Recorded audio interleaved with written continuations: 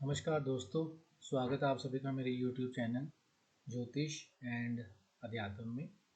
तो इससे पहले कि मैं आज का विषय शुरू करूं, आप चैनल को सब्सक्राइब कीजिए और लाइक कीजिए।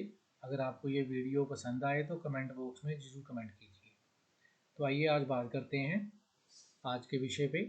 तो आज का विषय जो है वो पिछली वीडियो से ही प्रेरित है। पिछली वीडियो में मैंने राजयोग नाम की एक सीरीज शुरू की थी। तो हम सभी को पता है कि जो हमारे ऋषि रहे हैं पराशर जी, उन्होंने बड़े ही अच्छे सूत्र दिए हैं कुंडली में राजयोग को लेके। तो राजयोग पार्ट 1 पे हम बात कर चुके हैं अपनी पिछली वीडियो पे। तो राजयोग पार्ट 2 पे हम बात करेंगे आज की वीडियो पे। तो आइए देखते हैं राजयोग पार्ट 2।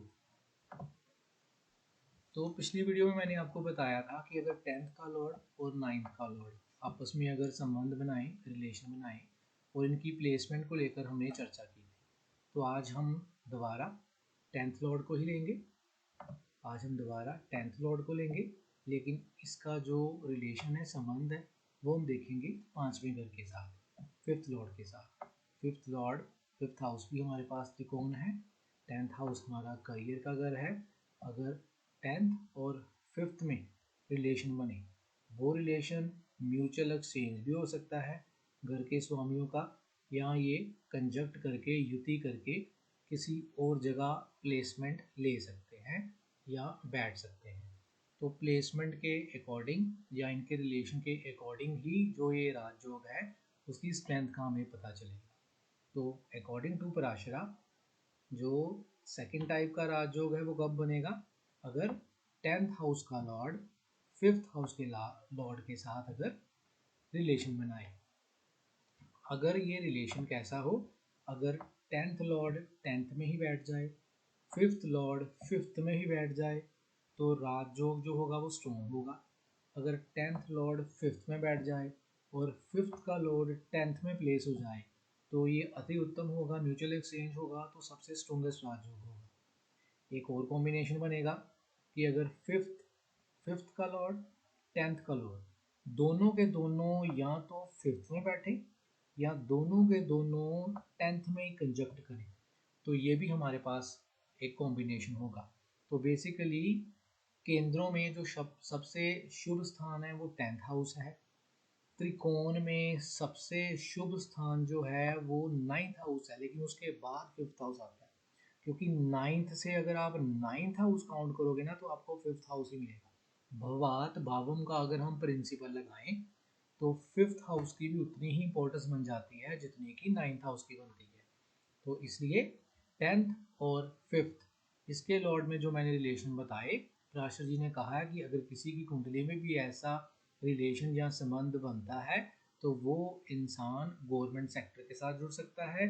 अगर वो कॉरपोरेट सेक्टर के साथ जुड़ेगा तो एक हाई पोजीशन में जुड़ेगा, पॉलिटिशियन में होगा, या किसी न किसी अच्छी एडमिनिस्ट्रेटिव पे वो वर्क करेगा। मतलब उसका जो कैरियर है वो एक अच्छा होगा। अगर बिजनेस भी होगा तो उसको एक हाई क्लास बिजनेस होगा, मतलब एक अच्छा सेटअप होगा रिलेटेड टू हिज और हर कैरियर।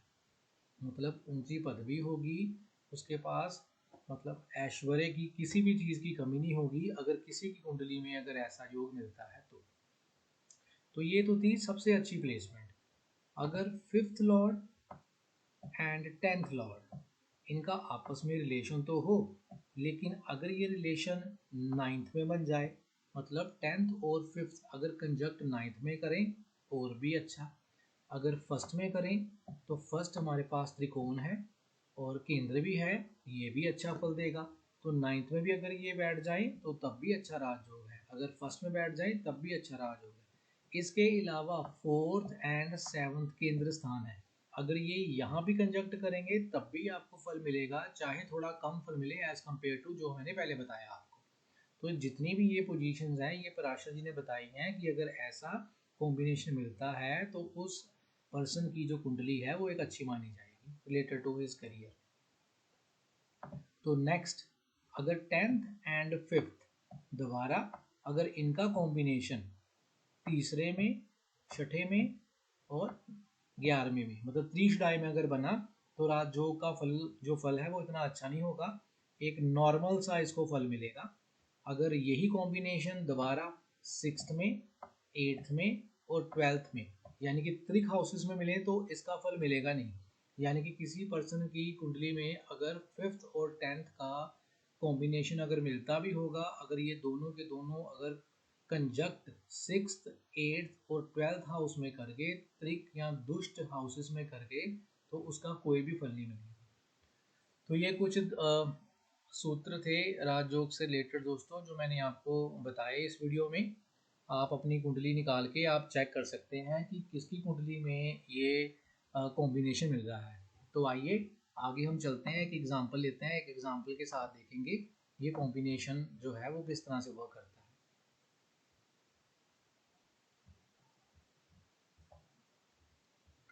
तो ये मैंने चार्ट लिया है, ये चार्ट डॉक्टर राजेंद्र प्रसाद जी का है, हमारे फर्स्ट प्रेसिडेंट रहे हैं वो। तो ये डाटा है, सोर्स ऑफ डाटा कुंडली संग्रह से हमने लिया हुआ है। तो आइए चार्ट की बात करते हैं। तो जो आज की वीडियो में मैंने डिस्कस किया वो देखिए।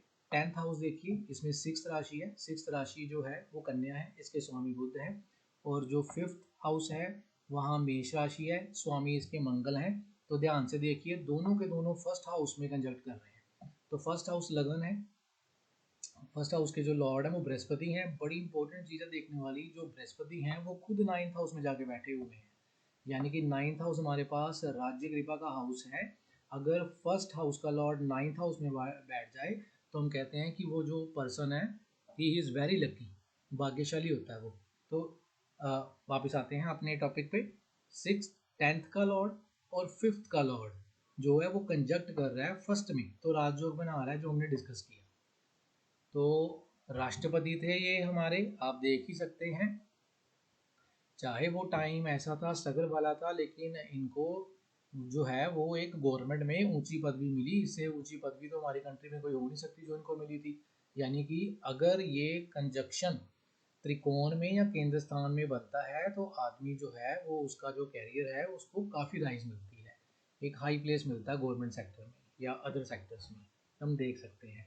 एक और बड़ी इंटरेस्टिंग बात है इसमें नोट करने वाली इस चार्ट में। इस चार्ट में देखिए जो 10th हाउस है, 10th हाउस उसके नेक्स्ट हाउस में विनस है सब राशि का, और उसके पिछले हाउस में ही लगन लॉर्ड है।